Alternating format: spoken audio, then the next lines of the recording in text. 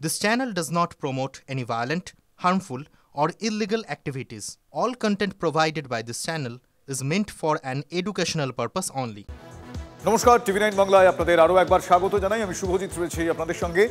Voter লিস্টে নাম তোলার নামে এনআরসি চালুর চেষ্টা হচ্ছে, বিস্ফোরক এই অভিযোগ করেছেন মুখ্যমন্ত্রী মমতা বন্দ্যোপাধ্যায়। একজনও বৈধ ভোটার যেন বাদ না যায়, নাম বাদ গেলে বিএলওদের জবাব চান।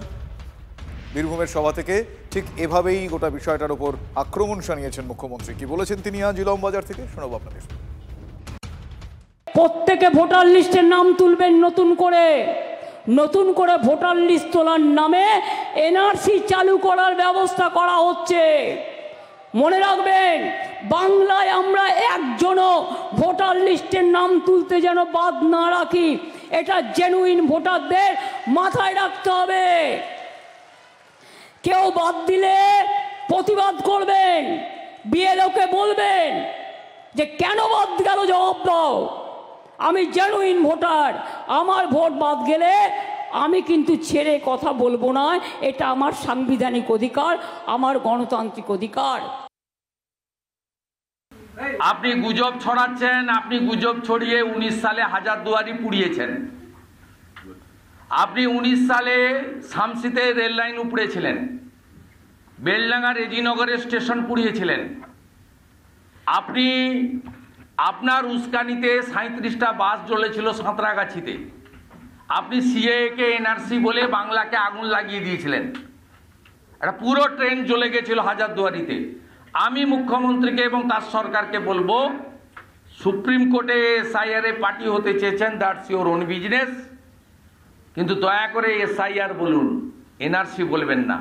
আপনি 19 সালেও সিএকে এনআরসি বলে অনেক ক্ষতি করেছেন, বাংলার অনেক মানুষের ক্ষতি করেছেন, দয়া করে এই কাজটা করবেন না।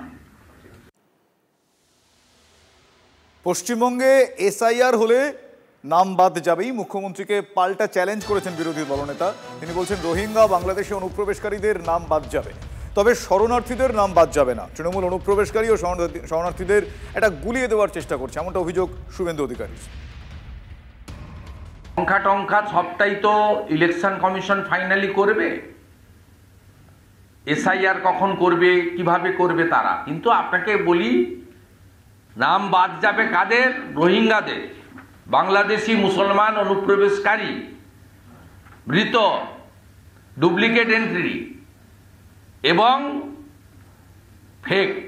বাংলাদেশ থেকে ধর্মীয় কারণে যারা এসেছেন তারা শরণার্থী, তারা অনুপ্রবেশকারী নন। শরণার্থীদের নাম বাদ যাবে না, যত ভয় দেখা।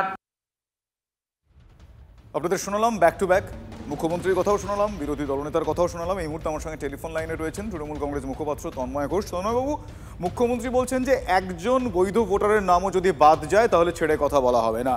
শুভেন্দু অধিকারী তিনি বলছেন যে অনুপ্রবেশকারী শরণার্থী কোনোভাবে গুলিয়ে যাচ্ছে, যদি নাম বাদ যায় তাহলে সেক্ষেত্রে রোহিঙ্গা এবং বাংলাদেশি অনুপ্রবেশকারীদের নাম বাদ যাবে।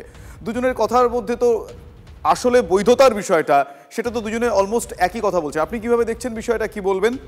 বিষয়টা হচ্ছে ঠিকই বলেছেন মাননীয় মুখ্যমন্ত্রী মমতা বন্দ্যোপাধ্যায় যা বলেছেন সেটা সত্যি। যারা আমাদের দেশের নাগরিক, যারা দীর্ঘদিন ধরে আছেন, যারা বৈধ ভোটার, তাদের একটা লোকের ভোটার আইডেন্টিটি কার্ড যদি ক্যান্সেল হয় বা তাদের এই অধিকার যদি খর্ব হয়, তাহলে সেটা আমাদের রাষ্ট্রের পক্ষে লজ্জা, তার বিরুদ্ধে লড়াই হবে। আর শুভেন্দু বাবু যেটা বলছেন, উনি পুরোটা গুলিয়ে দেওয়ার চেষ্টা করছেন। প্রথম কথা, রোহিঙ্গারা বাংলাদেশি নয়, বাংলাদেশিরা রোহিঙ্গা নয়। রোহিঙ্গা হচ্ছে মায়ানমার থেকে আসা একটা জনজাতি, তারা ইসলাম ধর্ম মানে, কিন্তু তাদের জনজাতি আলাদা। তারা যে ভাষায় কথা বলে তার সঙ্গে পরিষ্কার বাংলা ভাষার পার্থক্য আছে, শুনলেই বোঝা যাবে।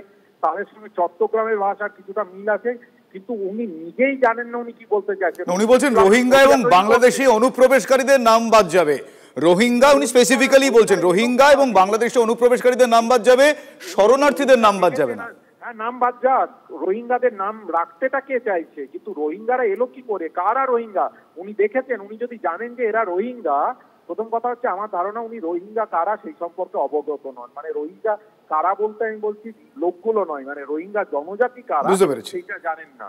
তো উনি গোলানোর চেষ্টা করছেন। আর আসলে বাদ যাবে বাংলাদেশ থেকে আসা গরিব, হিন্দু মুসলিম নির্বিশেষে যারা দীর্ঘদিন ধরে শরণার্থী, মতুয়াদের নামও বাদ যাবে।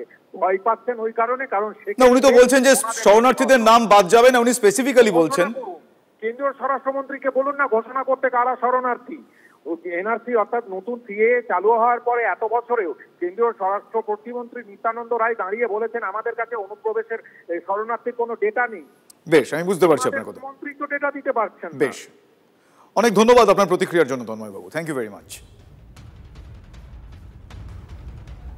বুথ লেভেল অফিসারদের ভয় দেখাচ্ছেন মুখ্যমন্ত্রী, নির্বাচন প্রক্রিয়াকে প্রভাবিত করতে চাইছেন, এই অভিযোগ তুলে মুখ্য নির্বাচন কমিশনারকে চিঠি দিয়েছেন বিরোধী দলনেতা শুভেন্দু অধিকারী। অফিসারদের উপর চাপ সৃষ্টি করলে স্বচ্ছ নির্বাচন হবে কিভাবে, নির্বাচন কমিশনের মতো স্বতন্ত্র সংস্থাকে চ্যালেঞ্জ করছেন মুখ্যমন্ত্রী, এটা গণতন্ত্রের উপর সরাসরি আঘাত। সোশ্যাল মিডিয়ায় একটা পোস্টে এভাবেই এক প্রকার ওই আমরা বলি তোপ দাগা তোপ দেখেছেন শুভেন্দু। মুখ্যমন্ত্রীর বিরুদ্ধে শতপ্রণোদিত পদক্ষেপ করুক নির্বাচন কমিশন, আবেদন জানিয়ে মুখ্য নির্বাচন কমিশনারকে শুভেন্দু অধিকারী একটা চিঠি দিয়েছেন।